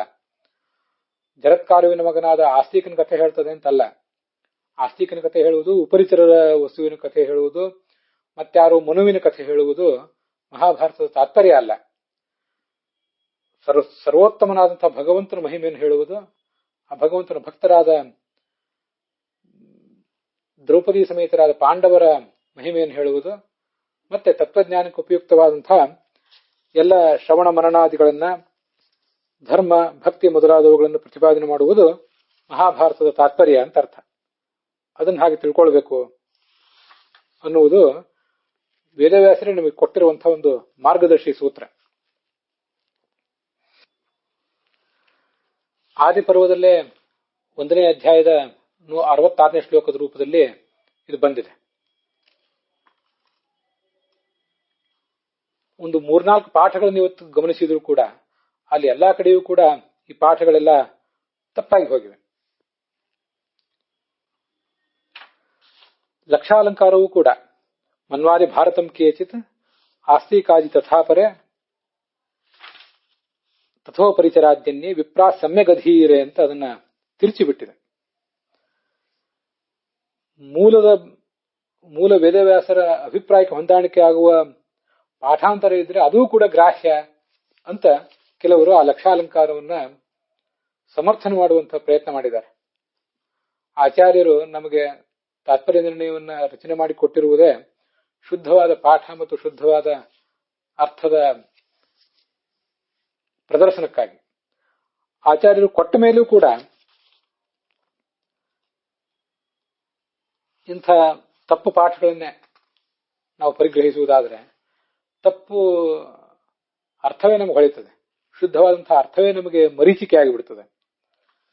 ಹೀಗೆ ಸ್ವಯಂ ವ್ಯಾಸರಿಗೆ ಮತ್ತೆ ಆಚಾರ್ಯರಿಗೆ ಹಾಗೆ ಲಕ್ಷಾಲಂಕಾರದ ಹೆಸರಿನಲ್ಲಿ ವಾದಿರಾಜ ಸ್ವಾಮಿಗಳಿಗೂ ಕೂಡ ಅಪಚಾರ ಮಾಡುವಂತಹ ಎಲ್ಲಾ ಪ್ರಯತ್ನಗಳನ್ನ ನಾವು ಸೂಕ್ಷ್ಮವಾಗಿ ಗಮನಿಸಿ ಅಂತಹ ಎಲ್ಲಾ ಪ್ರಯತ್ನಗಳನ್ನು ವ್ಯರ್ಥ ಮಾಡಬೇಕು. ಶುದ್ಧವಾದ ಪಾಠ ಮತ್ತು ಶುದ್ಧವಾದ ಅರ್ಥವನ್ನ ಸ್ವೀಕಾರ ಮಾಡುವಂತಹ ಧೈರ್ಯ ಪ್ರವೃತ್ತಿಯನ್ನು ನಾವು ತೋರಿಸಬೇಕು. ಮನು ಅಂದರೆ ಮನನ, ಪರಮಾತ್ಮ ತತ್ವದ ಮನನಕ್ಕೆ ಸಾಧಕವಾದ ಭಕ್ತಿ, ಜ್ಞಾನ, ಈ ಎಲ್ಲ ಗುಣಗಳು ಕೂಡ ಮನುಗಳು ಅಂತ ಕರೆಸ್ಕೊಂಡಿವೆ.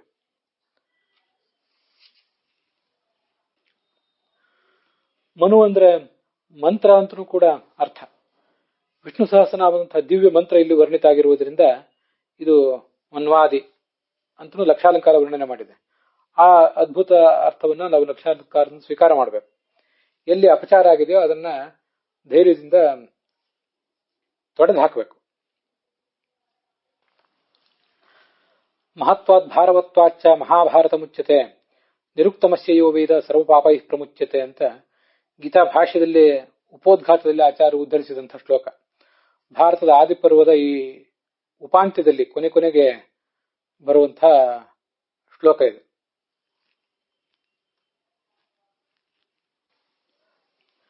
ಆದಿಪರ್ವದ 1ನೇ ಅಧ್ಯಾಯದ ಕೊನೆಯ ಶ್ಲೋಕಕ್ಕಿಂತ ಮುಂಚೆ ಬರುವಂತಹ ಶ್ಲೋಕ.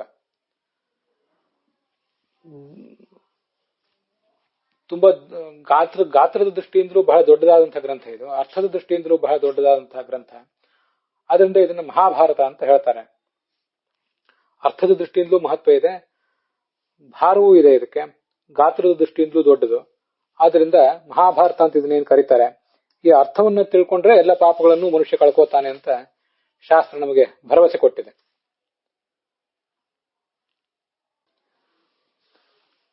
ಭಾರತದ ಆದಿಪರ್ವದ 1ನೇ ಅಧ್ಯಾಯ ಅನುಕ್ರಮಣಿಕಾಧ್ಯಾಯ ಅಂತ ಏನಿದೆ, ಅದರಲ್ಲಿ ಯಾವ್ಯಾವ ವಿಷಯಗಳನ್ನ ಮಹಾಭಾರತ ಮುಂದೆ ವರ್ಣನೆ ಮಾಡ್ತದೆ ಅಂತ ಅನ್ನೋದನ್ನು ತಿಳಿಸ್ತಾರೆ. ಸೂಕ್ಷ್ಮವಾದ ಒಂದು ಕಥಾನು ಕೂಡ ಅಲ್ಲಿ ವರ್ಣಿತ ಆಗಿದೆ. ಹೀಗೆ ಈ ಅನುಕ್ರಮಣಿಕಾಧ್ಯಾಯವನ್ನ ಯಾರು ಓದ್ತಾರೆ ಹಗಲ ಹೊತ್ತು ಮತ್ತು ಸಾಯಂಕಾಲದ ಹೊತ್ತು ಎಲ್ಲ ಪಾಪಗಳನ್ನು ಕಳ್ಕೋತಾನೆ ಅಂತ ವರ್ಣನೆ ಮಾಡ್ತಾರೆ. ಶ್ರಾದ್ದದಲ್ಲಿ ಮಹಾಭಾರತವನ್ನ ಅಥವಾ ಈ ಅನುಕ್ರಮಣಿಕಾಧ್ಯಾಯವನ್ನ ಆದಿಪರ್ವದ ಮೊದಲ ಅಧ್ಯಾಯವನ್ನ ಶ್ರವಣ ಮಾಡಬೇಕು. ಪಿತೃಗಳಿಗೆ ಅದರಿಂದ ಮಹಾ ತೃಪ್ತಿ ಇದೆ ಅಂತ. ಹೀಗೆ ಮಹಾಭಾರತದ ಮಹತ್ವ.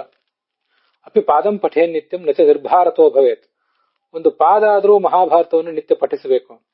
ಆದ್ರೆ ಮಹಾಭಾರತದ ಪಠನವಿಲ್ಲದೆ ಯಾರು ಕೂಡ ಇರಬಾರದು.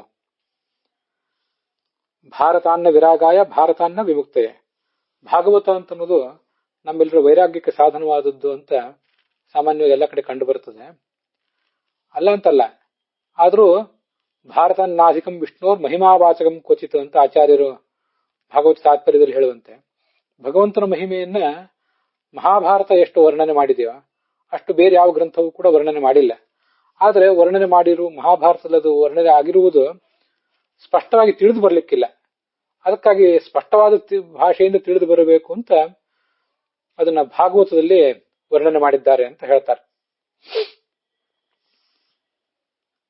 ಭಾರತಾನ್ನ ವಿರಾಗಾಯ, ನಮಗೆ ವೈರಾಗ್ಯ ಬರಲಿಕ್ಕೆ ಮಹಾಭಾರತಕ್ಕಿಂತ ದೊಡ್ಡದಿಲ್ಲ. ಭಾರತಾನ್ನ ವಿಮುಕ್ತಯೇ, ನಮಗೆ ಮೋಕ್ಷ ಸಿಗ್ಲಿಕ್ಕೂ ಕೂಡ ಮಹಾಭಾರತಕ್ಕಿಂತ ದೊಡ್ಡದಾದ ಗ್ರಂಥ ಮತ್ತೆಲ್ಲೂ ಇರುವುದಿಲ್ಲ.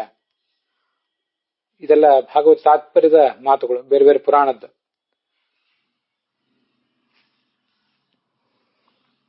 ಭಾರತಂ ಬ್ರಾಹ್ಮಣಾದೀನಾಂ ವೇದಾರ್ಥ ಪರಿವಿತ್ತಯೇ ತಯೇವ ವೇದಾಸ್ತ್ವನ್ಯೇಷಾಂ ನರ್ತೆ ತತ್ ಕಸ್ಯಚಿತ್ ಸುಖಂ.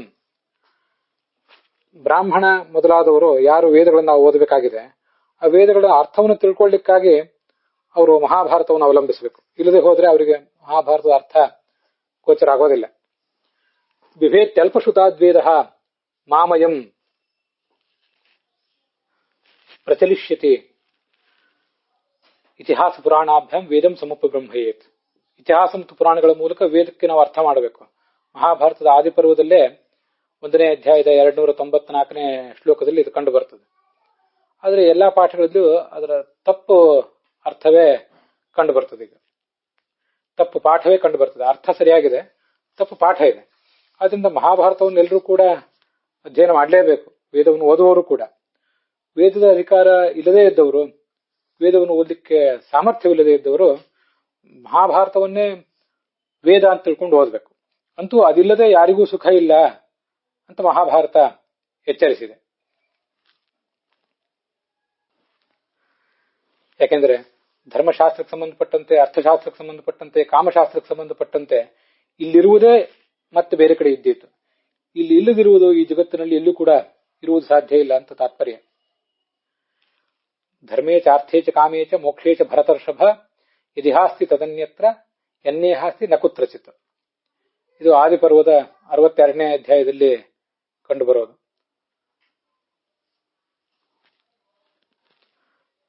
ಗೀತಾ ಭಾಷ್ಯದಲ್ಲಿ ಆಚಾರ್ಯ ಇದನ್ನು ಉದ್ಧರಿಸಿದ್ದಾರೆ. ಆದರೆ ಎಲ್ಲಾ ಪಾಠಗಳಲ್ಲೂ ಕೂಡ ಕೆಲವು ಪದಗಳು ಅಸ್ತವ್ಯಸ್ತ ಆಗಿ ಹೋಗಿವೆ.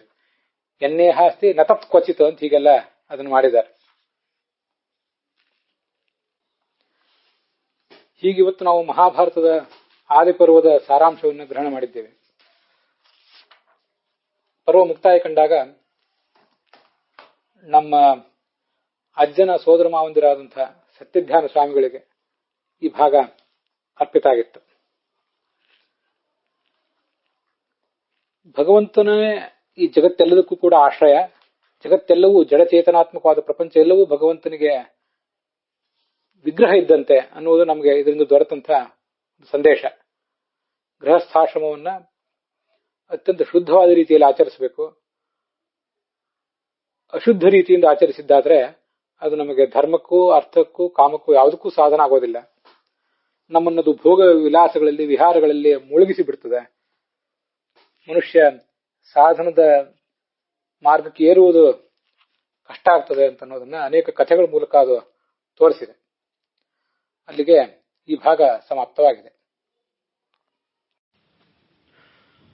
ದಂಪತ್ಯೋರ್ ಭಗವಾನ್ ವಿಷ್ಣು ಭಾರ್ಯಾಸ್ಥಾತು ಸರಸ್ವತಿ ಭರ್ತೃಸ್ಥಸ್ಸ ಸ್ವಯಂ ವಾಯು ಏವಂ ಜಾನನ್ ವಿಮುಚ್ಯತೆ. ಇದು ಷಟ್ಪ್ರಶ್ನೋಪನಿಷತ್ ಭಾಷ್ಯದಲ್ಲಿ ಆಚಾರ್ಯ ಉದ್ಧರಿಸಿರುವಂತಹ ಒಂದು ಶ್ಲೋಕ. ಪ್ರಜಾಪತಿ ಸಂಹಿತ ಅಂತ ಅದರ ಶ್ಲೋಕ. ಆದಿಪರ್ವದಲ್ಲಿ ಗೃಹಸ್ಥ ಧರ್ಮದ ವೈಭವ ಇತ್ಯಾದಿಗಳ ಕುರಿತು ನಾವು ನೋಡಿದ್ದೇವೆ. ಚ್ಯವನ, ಸುಕನ್ಯಾ, ಜರತ್ಕಾರು ಮತ್ತೆ ಪಾಂಡವರು, ಅವರ ತಂದೆಯಾದಂತಹ ಪಾಂಡು ಮಹಾರಾಜ ಧೃತರಾಷ್ಟ್ರ, ಭೀಷ್ಮ, ಅವನ ತಂದೆಯಾದಂತಹ ಶಂತನು, ಭೀಷ್ಮನ ತಂದೆಯಾದಂತಹ ಶಂತನು, ಗಂಗೆ, ಇವರ ದಾಂಪತ್ಯವನ್ನೆಲ್ಲ ನೋಡಿದಾಗ ಈ ಎಲ್ಲ ದಂಪತಿಗಳಲ್ಲಿ ನಾವು ನೆನಪಿಸಿಕೊಳ್ಳಬೇಕಾದಂತಹ ತತ್ವ, ದಂಪತಿಯವರು ಭಗವಾನ್ ವಿಷ್ಣು. ಎಲ್ಲ ದಂಪತಿಗಳಲ್ಲಿ ಕೂಡ ಲಕ್ಷ್ಮೀನಾರಾಯಣರಿದ್ದಾರೆ. ಮತ್ತೆ ಅದರಲ್ಲೂ ಪತ್ನಿಯಲ್ಲಿ ಲಕ್ಷ್ಮಿ ಇದ್ದಾಳೆ, ಪತಿಯಲ್ಲಿ ನಾರಾಯಣ ಇರ್ತಾನೆ. ಮತ್ತೆ ಪತ್ನಿಯಲ್ಲಿ ಸರಸ್ವತಿ ಅರ್ಥಾತ್ ಭಾರತೀಯ ಇರ್ತಾಳೆ, ಪತಿಯಲ್ಲಿ ಮುಖ್ಯ ಪ್ರಾಣ ಇರ್ತಾನೆ. ಹೀಗೆ ತಿಳಿದವನು ಮುಕ್ತನಾಗ್ತಾನೆ ಅಂತ.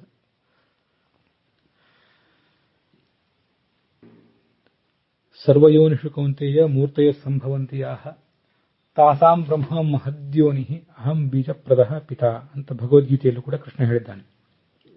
ಈ ಜಗತ್ತಿನಲ್ಲಿ ಪಕ್ಷಿಗಳು, ಮೀನುಗಳು, ಸರೀಸೃಪಗಳು, ಪ್ರಾಣಿಗಳು, ಮನುಷ್ಯರು, ಚಕ್ರವರ್ತಿಗಳು, ಪಿತೃಗಳು, ಋಷಿಗಳು, ದೇವತೆಗಳು, ಹೀಗೆ ಇಲ್ಲಿಯ ಸಂತಾನೋತ್ಪತ್ತಿ ಆದರೆ ಆ ಎಲ್ಲಾ ಸಂತಾನೋತ್ಪತ್ತಿಗೂ ಕೂಡ ಬ್ರಹ್ಮ ಮಹದ್ಯೋನಿ, ಪ್ರಕೃತಿಯ ಅಭಿಮಾನಿಯಾದಂಥ ಲಕ್ಷ್ಮೀದೇವಿ ಅಲ್ಲಿ ತಾಯಿಯಾಗಿರ್ತಾಳೆ. ಮತ್ತೆ ಅಲ್ಲಿ ವೀರ್ಯಾಧಾನ ಮಾಡುವಂತಹ ತಂದೆಯಾಗಿ ನಾನಿರ್ತೇನೆ ಅಂತ ಕೃಷ್ಣ ಹೇಳಿದ್ದಾನೆ. ಹೀಗೆ ಪ್ರಾಣಿಗಳ, ಪಕ್ಷಿಗಳ, ಮೀನುಗಳ, ದೇವತೆಗಳದು, ಮನುಷ್ಯರದು, ಹೀಗೆ ಯಾರದೇ ದೈತ್ಯರದು, ಎಲ್ಲಿಯೇ ಏನೇ ಸಂತಾನೋತ್ಪತ್ತಿ ನಡೆದರೂ ಮತ್ತೆ ಯಾವುದೇ ದಂಪತಿಗಳನ್ನು ನಾವು ನೋಡಿದ್ರು, ಯಾವುದೇ ಜೊತೆಯನ್ನು ನೋಡಿದ್ರು ಕೂಡ ಅಲ್ಲೆಲ್ಲ ಕಡೆ ಲಕ್ಷ್ಮೀನಾರಾಯಣರ, ಚತುರ್ಮುಖ ಸರಸ್ವತಿಯರ, ಪ್ರಾಣಭಾರತೀಯರ ಸನ್ನಿಧಾನವನ್ನು ಕಾಣಬೇಕು. ಅದು ಮುಕ್ತಿಗೆ ಸಾಧನ ಅಂತ ನಮಗೆ ಭಗವದ್ಗೀತೆ ಮತ್ತೆ ಷಟ್ಪ್ರಶ್ನೋಪನಿಷತ್ ಭಾಷ್ಯದ ಶ್ಲೋಕ ಉದ್ಧರಿಸಿವೆ. ಮಹಾಭಾರತದ ಗೃಹಸ್ಥ ಧರ್ಮದ ವೈಭವವನ್ನು ಆದಿಪರ್ವದಲ್ಲಿ ನಾವು ಕಾಣುವಾಗ ಇದನ್ನು ಕೂಡ ಗಮನಿಸಬೇಕು. ಭಗವಂತನ ಗೃಹಸ್ಥ ಧರ್ಮವೇ ಬಹಳ ದೊಡ್ಡದು. ಸಾಧೋರಿವ ಗೃಹಸ್ಥಸ್ಯ ಶೇಷಾಸ್ತ್ರಯೇ ವಾಶ್ರಮಾಹ. ಸಾಧು ಶಬ್ದವಾಚ್ಯನಾದ ಭಗವಂತ ಏನಿದ್ದಾನೆ, ಅವನನ್ನ ಸಾಧು ಅಂತ ಹೇಳುವುದು ಸದ್ಗುಣ ಪರಿಪೂರ್ಣನಾದ್ರಿಂದ. ಹೀಗೆ ಸನ್ ಅಂದ್ರೂ ಸಾಧು ಅಂದ್ರೂ ಒಂದೇ ಅರ್ಥ. ಸಕಲ ಸದ್ಗುಣ ಪರಿಪೂರ್ಣನಾದಂತಹ ಭಗವಂತನ ಗೃಹಸ್ಥಾಶ್ರಮ ಉಳಿದೆಲ್ಲ ಗೃಹಸ್ಥಾಶ್ರಮಿಗಳಿಗಿಂತ ಮಿಗಿಲಾದಂತಹ ಆಶ್ರಮ. ಅದರ ವೈಭವವನ್ನು ಮಹಾಭಾರತ, ರಾಮಾಯಣ, ಭಾಗವತ ಇತ್ಯಾದಿ ಕಡೆಗಳಲ್ಲಿ ಮತ್ತು ಉಳಿದ ಪುರಾಣಗಳಲ್ಲಿ, ಶಾಸ್ತ್ರಗಳಲ್ಲಿ, ವೇದಾದಿ ಶಾಸ್ತ್ರಗಳಲ್ಲಿ ಪ್ರತಿಪಾದನೆ ಮಾಡಿದ್ದಾರೆ ಅಂತ ನಾವು ಶಾಸ್ತ್ರಗಳ ತಾತ್ಪರ್ಯವನ್ನು ಸ್ಮರಿಸ್ಕೋಬೇಕು.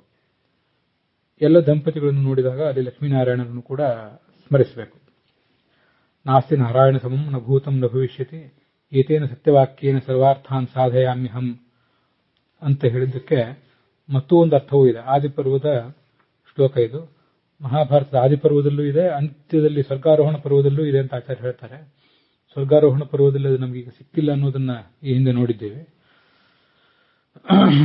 ನಾರಾಯಣನಿಗೆ ಸಮಾನವಾದ ಒಂದು ತತ್ವ ಹಿಂದೆ ಯಾವುದೂ ಇರಲಿಲ್ಲ, ಇಂದಿಲ್ಲ, ಮುಂದೂ ಇರೋದಿಲ್ಲ ಅಂತ ಹೇಳಿದ್ದಾರೆ.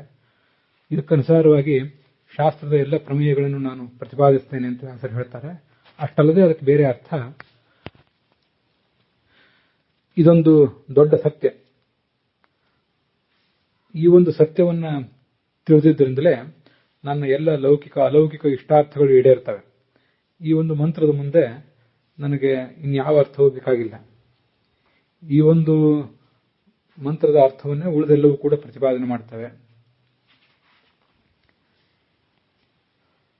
ಸರ್ವೇಷಾಮಾಗಮಾನಾಂ ವಿಷ್ಣೋರುತ್ಕರ್ಷೇವ ಮಹಾತಾತ್ಪರ್ಯಂ. ವಿಷ್ಣೋರುತ್ಕರ್ಷೇ ಮಹಾತಾತ್ಪರ್ಯಂ ಕಥಯತೆ. ಹೀಗೆ ಭಗವಂತನ ಪಾರಮ್ಯವನ್ನು ತಿಳಿಯುವುದರಿಂದಲೇ ನಮ್ಮ ಎಲ್ಲ ಲೌಕಿಕ ಅಲೌಕಿಕ ಅನಿಷ್ಟಗಳು ಪರಿಹಾರ ಕಾಣುತ್ತವೆ ಮತ್ತೆ ಇಷ್ಟಾರ್ಥಗಳು ಈಡೇರ್ತವೆ ಅಂತ ಅನ್ನೋದು ಆ ಶ್ಲೋಕಕ್ಕೆ ನಾವು ಭಾವಿಸಬೇಕಾದಂತಹ ಮತ್ತೊಂದು ಅನುಸಂಧಾನ. ಇದಿಷ್ಟು ಆದಿಪರ್ವದ ಬಿಟ್ಟು ಹೋದಂಥ ಕೆಲವು ಅಂಶಗಳು.